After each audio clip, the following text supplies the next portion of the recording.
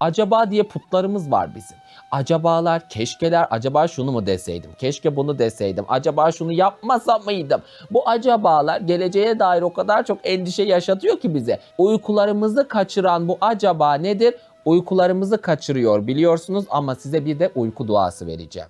Ben ilaç içmekten ziyade uyumak için bu duayla amel ediyorum. Kime de söylediysem hemen uyudu. Bir şeyde tereddüt ediyorsan, bir işte tereddüt ediyorsan, bir şeyde tereddüt ediyorsan ne yapacaksın biliyor musun? O iman rüzgarı elbet bir gün eser. O rüzgar bir gün sana vurur. O ümit gelecek. Her hayal olmaya mahkumdur. Bugün sana hayal diye görünen, bugün sana olmaz diye görünen her şey olmaya mahkumdur. Neden? Biz nerede duruyoruz? Acabalarda mı duruyoruz? Keşkelerde mi duruyoruz?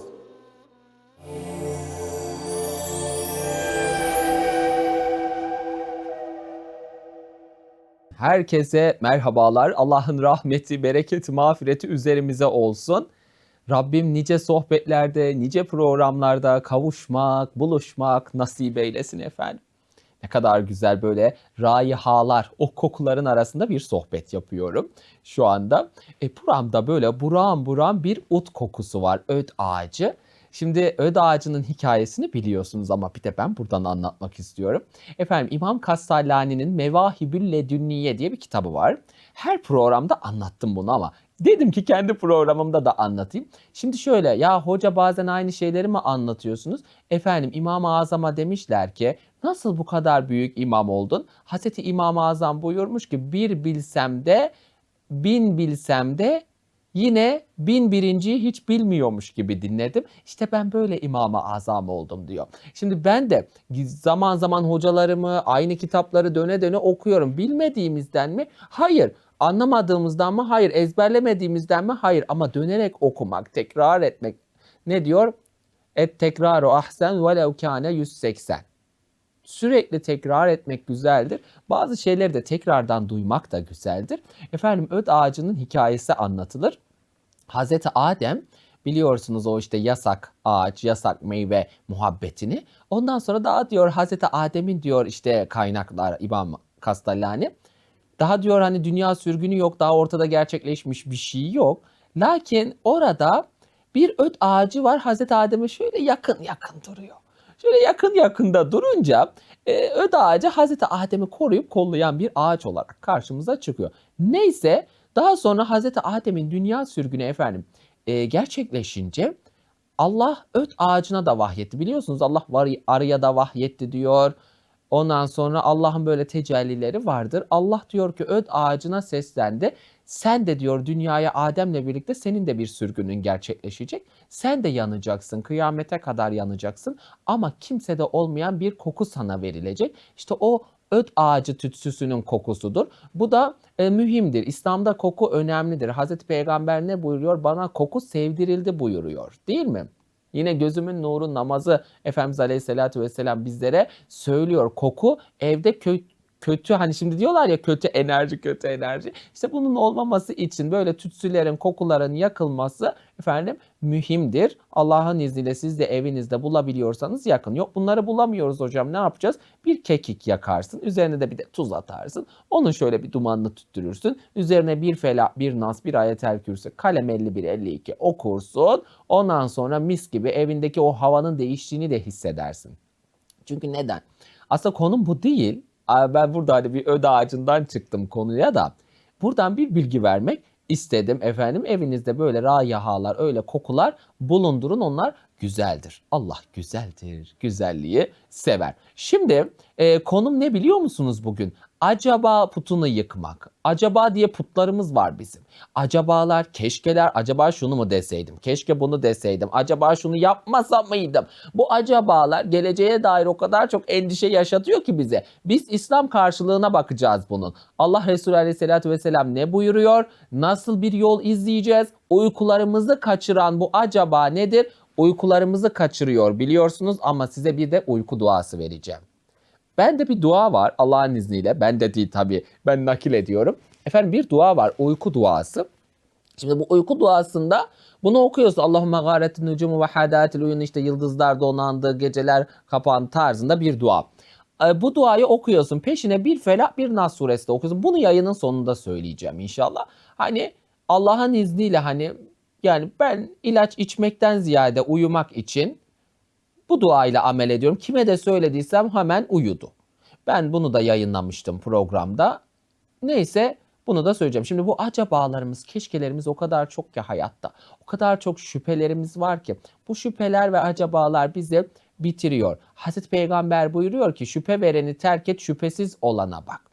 Eğer sen hayatında bu minvali yani bu çerçeveyi çizersen nasıl gidiyorsun biliyor musun aslında? Artık sen öngörülü bir hale geliyorsun. Yani tabiri caizse budur. Öngörülü bir hale geliyorsun. Zamanında bir adama dedim ki bak bu adam bana dedim şüphe veriyor. Hayatımda hep öyledir zaten benim de. Şüphe vereni terk ederim, şüphesiz olana bakarım. Kim şüphesizse oraya giderim. Çünkü böyle bazı yerlere virgül koymak olmaz. Bazı yerlere noktayı koyup geçip gitmek lazım. Virgül koyarsan devamı geliyor. Ama bir şeyde tereddüt ediyorsan, bir işte tereddüt ediyorsan, bir şeyde tereddüt ediyorsan ne yapacaksın biliyor musun? Şüpheyi terk edeceksin efendim. Şüpheyi terk edersen, şüphesiz olana bakarsan öngörü olur. Bu defa vesvesen bitiyor.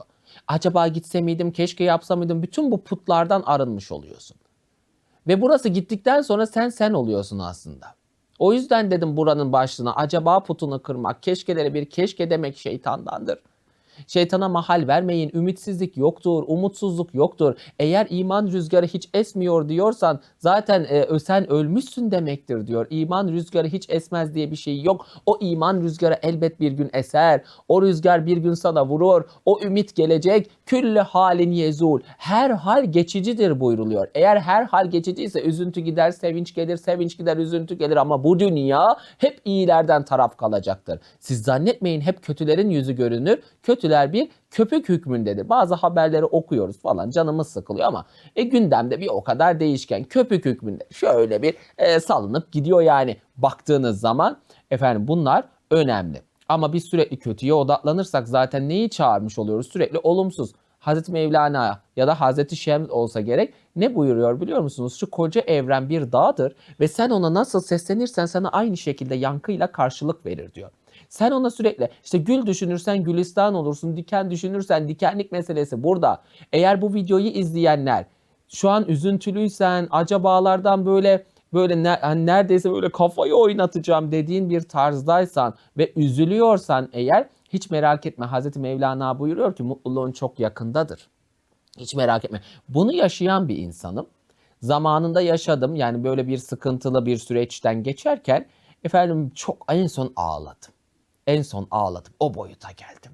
Neyse ondan sonra dedim ki Hazreti Mevlana'nın bir lafı var. Her üzüntünün sonu gülmektir, her ağlamanın sonu gülmektir. Akarsuyun etrafını görmez misin? Nasıl yeşilliktir diyor. Akarsu dediği gözyaşıdır. Her gözyaşı ondan sonra gelecek mutluluk için diyor bir temizlik yapar. Gözyaşının bile bir görevi vardır diyor Hazreti Mevlana. Sen hala acabalara mı takılıyorsun? Sen hala kaygı mı çekiyorsun? Acaba şöyle mi olacak? Bakın İbrahim suresi olsa gerek. Estağfirullah. Kullen yusibena illa ma ketaballahu lena. Allah'ın yazmadığı hiçbir şey sana isabet etmez. Bismillahirrahmanirrahim bir oku. Muharrem ayında bir senelik belalardan, afetlerden korunma dualarını oku. Ondan sonra namazlardan sonra işte ben okuyorum. Bismillah ala nefsi ve dini ve ehli ve mali ve kulli ma'atani Rabbi diye devam eden bir dua. Bütün canımı, malımı, dinimi, ailemi, her şeyimi Allah'ın tamam isimlerine havale ediyorum. Çünkü Allah bizleri yani biz Allah'a aitiz ve Allah ona ait olanları koruyacaktır. Kendimizi ona emanet ediyoruz. Emanet edilenlerin en hayırlısı Allah'tır. Ve Allah bizimledir zaten. La tahsen, üzülme. Allah seninle birliktedir. Kalbini mi kıranlar var? Üzülme. Geçen çok güzel bir söz okudum. Ne diyor? Piyon deyip geçme gün gelir şah olur. Şaha fazla güvenme gün gelir mat olur. İnsan yaratıcısına bile nankörken sana vefalı mı olur? Her şeyi oluruna bırak bak nasıl olur diyor. Hazreti Mevlana da diyor ki olması gereken zaten olur. İbn Arabi Hazretleri diyor ki her şey, her hayal olmaya mahkumdur. Bugün sana hayal diye görünen, bugün sana olmaz diye görünen her şey olmaya mahkumdur. Neden? Biz öyle bir Allah'a iman ediyoruz ki olmazları olduran Allah senin hayatına kün feyekun derse kim durdurabilir artık seni? Sen diyeceksin ki benim taptığım Allah. Bir tane derviş çıkmış efendim öyle yapıyormuş. Diyormuş ki durduruyormuş insanlara. Diyormuş ki Allah var. Öbürünü sallıyormuş Allah var. Öbürünü sallıyormuş Allah var. Ya demiş anladık tamam Allah var. Hayır demiş bildiğiniz gibi değil. Vallahi Allah var demiş. Şimdi bildiğimiz gibi değil. Gerçekten Allah var. Biz hepimizin Allah'ın rahmetine ihtiyacımız var ama biz hep ölülere kullanıyoruz. Halbuki biz dirilerin de Allah'ın rahmetine çok ihtiyacımız var. Ama biz nerede duruyoruz? Acabalarda mı duruyoruz? Keşkelerde mi duruyoruz? Nerede durduğumuz çok mühim zaten. Buralar mühim. Ne olduğumuz, nasıl göründüğümüz eğer bunları bir geçersek, bunları bir es geçersek eğer ondan sonraki hayatında diyorsun ki ha hoş biz bu kadar mesela olumlu bakmaya çalışıyoruz, bir şeyler yapmaya çalışıyoruz. Her şey mi? Hayır. Elbet bizim de üzüldüğümüz, sıkıntı yaşadığımız günler oluyor. Ne yapıyorum? Allahu Rabbi la uşriku bihi şey'en. Bir kere rivayeti var, 2 kere rivayeti var, 3 kere rivayeti var, 7 kere okunması rivayeti var. Allahu Rabbi la uşriku bihi şey'en. 7 kere okudum. Vesvese anında benden çıktı gitti. Vesveselerin mi var? Oku. Allah'ın ayetlerine sığın. Sakın benden bir şey olmaz deme. Buğday da diyordu benden bir şey olmaz. Öğütüldü, un oldu, sonra olanlar oldu. Ekmekte oldu, gıdalarda oldu, temel gıdalarda oldu. Her şey oldu. Demek ki nedir? Sen Allah'ın kulusun. Sana ümitsizlik yakışıyor mu? Sana acaba demek yakışıyor mu? Allah'ın dininde gidiyor. Allah'ın ilminde gidiyoruz. Allah'ın gözetiminde gidiyoruz. Kurban olduğum Allah. Her türlü kazadan, beladan, afetten, yerden, gökten, her cihetten gelebilecek her türlü afetten, beladan, hastalıktan hepimizi korusun ve muhafaza eylesin. Allah nazardan, büyüden, sihirden, pis nefesten, pis bakıştan hepimizi muhafaza eylesin. Bakın hep sığınıyoruz. Sığınma dualarıdır bunlar. Bunları okumak lazım. Sonra uykularımız kaçıyor. Sonra sıkıntı yaşıyoruz. Onda bile Allah bizlere dua öğretmiş. Alimler dua öğretmiş. Bakın bunu okuyun. Allahümme gâretun nucumu ve hâdâetil uyunu ve ente hayyun kayyumun la ta'huzuke sinetun ve la nevmin ya hayyu ya kayyum ihdi leyli ve enim ayni diye bir dua var. Sonuna bir felak bir nas okuyorsun. Geçenlerde ben bu duayı okudum. Hadi uyku duasını da vermiş oldum bu arada. Geçenlerde ben bu duayı yatamıyorum. Allah'ım sabah çekim var. Ben sohbet hazırladık. Sohbet yapacağım. Hazırlamışım. Ondan sonra tekrar geçmem lazım. Saat oldu 1, 2, 3, 3.30. Yok yatamıyorum. Uykum kaçtı. Şimdi eskiden şöyle yapardım. Benim uykum kaçtığı zaman ah derdim burada bir hikmet var. Kalk Bestami demek ilim çalışman gerekiyor. Kalk Bestami teheccüd kılman gerekiyor. Allah seni şu saatte uyandırdıysa huzurunda görmek istiyordur diye eskiden mesela uykudan kaldırılınca uykumu almazken sinirleniyordum. Artık sinirlenmiyorum. Sinirlenmiyorum çünkü diyorum ki bir hikmeti var. Uykudan uyandırıldıysam kalkıyorum ya namazımı kılıyorum ya işte ilim çalışıyorum vesaire. Ama bu defa hiç uyuyamadım. Ya dedim ki ben dedim herkese bunu atıyorum. Allahümme gâretun nucumu. Kalk okudum. Bir felak bir nas. Çok geçmedi bir baktım uyumuşum. Sonra namaz saati, sabah ezanı saati, sonra işte işler, güçler bilmem ne derken ben bir uyudum. Ya en azından uyudum. Ha hoş uykumu aldım mı almadım mı onu bilmiyorum. Yoğunluktan bazen uykumu alıp almadığımı da bilmiyorum ben. Ama şunu çok iyi biliyorum ki uyudum. Yani elhamdülillah uyudum. Hani papatya çayı, melisa çayı evet bunları da söylüyorlar faydaları var diyorlar ama hani ben onlara başvurmaktansa ya oturduğum yerde kim şimdi kalkıp çayı demleyecek diyorum papatya demleyecek. Bir de ben papatya içtim mi 3 gün kendime gelemiyorum. Böyle Mecnun Behlül geziyorum ortalıkta. Eskiden hocam öyle derdi. Derse gittiğim zaman Bestami derdi sen şey mi içtin derdi. Ne onun adı? Papatya mı içti? O kadar belli. Bütün derste böyle oturuyormuşum. Böyle oturuyormuşum sakin, sessiz. Sanki normal hayatımda kavgacı gürültücüymüşüm gibi. Sessiz, sakin. Otur. Okuyun. Uykularınız mı kaçtı? Bunu okuyun işte. Her şey dua hükmünde. Her şey dua. Dua kaderi bile değiştiren yegane eserimiz. Gecenin okları şaşmaz. Geç kalk gece oku onu işte. Bunlar mühim meseleler. Uyku duası, o vesveseler, panik ataklar vesaire. Panik atağın, vesvesen olan ne diyor alimler? İstanbul, Eyüp'te gidin. Allah dostlarını ziyaret edin. Salihlerin kabirlerinde bulunun. Onların oradan Allah'a dua edin. Mesela Ferah Baba türbesi var Eyüp'te. Gidin ziyaret edin. Vesvesesi panik atağı olan oraya bir Fatiha okusun. Allah'ın izniyle o buhranlı hali üzerinden kalkar diyor. Ama Bunlar hep nedir? Bak her şeyin demek ki sonunda ne var biliyor musun? Ya Allah'ın zikri var, ya Allah'la ünsiyet kurmuş insanlarla buluşmak var, salihlerle buluşmak var. Kısacası sen kul olarak Allah'la birlikte olduğun zaman ne diyor? Kalpler ancak Allah'ı anmakla huzur bulur. Sen Allah'ı andığın zaman demek ki bu buhranlar üzerinde kalkacak. Veya diyor ki sen Allah'ın dostlarıyla bulunduğun zaman, salihlerle bulunduğun zaman, Hazreti Yusuf'un duasına bakın, koskoca peygamber ne buyuruyor? Allah'ım beni salihler arasına kat buyuruyor. Allah salih dostlar nasip etsin. Dostumuz da çok önemli. Hani sen bazen vesvese yaşarsın, acabalar yaşarsın, git geller yaşarsın. Bir de düşünsene seni dinlemeyene denk geldin. O daha kötü bir imtihan zaten. Ya senin derdinle dertlenmeyen bir insana nasıl dostum diyebilirsin ki zaten. Seni geçiştiriyorsa, seni dinlemiyorsa. Yani senin herkesin derdi kendine göre büyük ya. Ya kiminin ayağına diken batar canını acıtmaz. Kiminin ayağına diken batar ameliyat olmuş gibi tepki verir. Ama sen dost olarak nerede duruyorsun? Ameliyat olmuş gibi tepki verene de aynı mısın? Diken batmış gibi hiç tepkisiz kalana da aynı mısın? Aman çıkar hesabı yapana da aynı mısın? Burada kendimizi tartmak lazım. Dostluk meselesinde. Ama acaba putunu bu videoyla birlikte kıralım yani. Olmuyor böyle. Sonra o keşkeler işte şeytanın vesvesesine kapı açıyoruz. Ha bir kere geldiği zaman umursamazsaydık zaten o büyümezdi.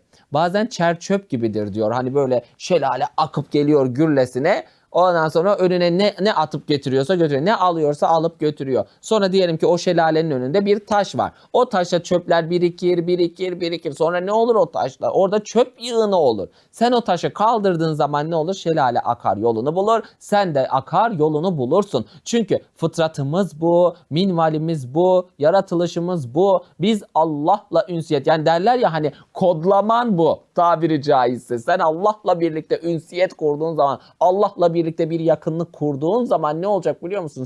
Sen olacaksın. İşte orada Hazreti Mevlana ne buyuruyor? Sen senliğini bırak gel, ben de benliği bırakayım, gel biz olalım diyor. Yunus Emre'ye bakıyorsun, bir ben var bende, benden içeri diyor. Herkesin içinde böyle haller vardır. Şimdi Bestami'nin de bir görünen yönü var, işte burada sohbet yapan yönü. Bir de bir arka madalyonun bir arka yüzü de var yani. Şimdi orada neler deverade diyor. Hatta böyle bazen derbeder cümlelere denk geliyorum. Orada diyor ki yani bir gece çok ağladım ve bir gece artık o kadar çok düşündüm ve herkesi tarttım ki ertesi sabah yine aynı ben olmadım. Beni gören arkadaşlarım, arkadaş saydıklarım zannetti ki ben değiştim. Zaten işine yaramayan herkes değiştiğini zanneder diyor.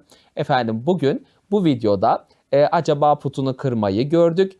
Keşke demeyi bir kenara bırakmayı gördük. Şeytana mahal vermeye gerek yok. Vesvesemizi bir kenara bırakıyoruz. Allah hepimizi sağlıkla, huzurla, güzellikle, hiç vesveseye kapılmadan bir hayat sürmek, yaşamak, hayırla, kolaylıkla, güzellikle nasip eylesin efendim. Bir sonraki sohbette Allah'ın izniyle inşallah görüşmek üzere efendim.